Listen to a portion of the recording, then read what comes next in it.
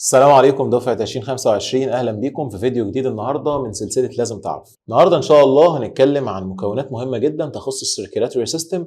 هنفتكر بعض المعلومات عن الهارت والبلاد فيزلز. طبعا مبدئيا كده احنا عندنا الهارت، انت اكيد عارف وظيفته ان هو كان بيعمل بامب للبلد لكل البودي بارتس. تنساش بس ان الهارت عشان يقدر يعمل الكلام ده فالهارت لازم يعمل بيتس اللي كانت طبعا بتوصل ل 70 بيتس بير مينت، وده في حاله الريست، وكانت اكيد بتزيد لو بنعمل مجهود وبتقل لو بننام. الهارت كمان كان بيتكون من 4 تشامبرز، 4 غرف. الابر تشامبرز كان اسمها اتريا، واللور تشامبرز كان اسمها فنتريكلز. طب الهارت بيعمل بامب لايه؟ الهارت بيعمل بامب للبلد. تعال بقى نفتكر البلاد كومبوننتس. البلاد كان عندنا 4 مكونات، طبعا الريد بلاد سيلز والوايت بلاد سيلز والبليتلتس والبلازما. البلازما هو الفلويد او السائل الوحيد فيهم. عندنا طبعا الريد بلاد سيلز، ودي كانت انيوكليتد سيلز، كانت بتتكون بشكل اساسي من الهيموجلوبين اللي هو كان عباره عن ايرون وامينو اسيد. وما تنساش وظيفه الريد بلاد سيلز انها كانت بتعمل ترانسفير للجازز سواء الاكسجين او الكربون دايوكسيد inside the body. كومبوننت كمان عندنا كان هو الوايت بلاد سيلز، وده طبعا على عكس الريد بلاد سيلز خالص لان ده بيكون نيوكليتد. الوايت بلاد سيلز عندها انواع كتيره جدا هندرسها في شابتر الاميونيتي السنه دي. وما تنساش وظيفه الوايت بلاد سيلز، بما اني قلت لك الاميونيتي، فهي كانت دايما بتاتاك الفورين بوديز والمايكروبس، وكمان بعض الانواع منها بتقدر تنتج الانتي بوديز اللي هي الاجسام المضاده. البليتلتس ما تنساش وظيفتها ان هي كانت بتعمل بلاد كلوتنج او بلاد كواجوليشن في حاله اي انجري. طب تعالوا دلوقتي نشوف البلاد كان بيمشي فين. البلاد كان بيمشي في باثز، مسارات اسمها بلاد فيزلز. والبلاد فيزلز عندنا كان ليها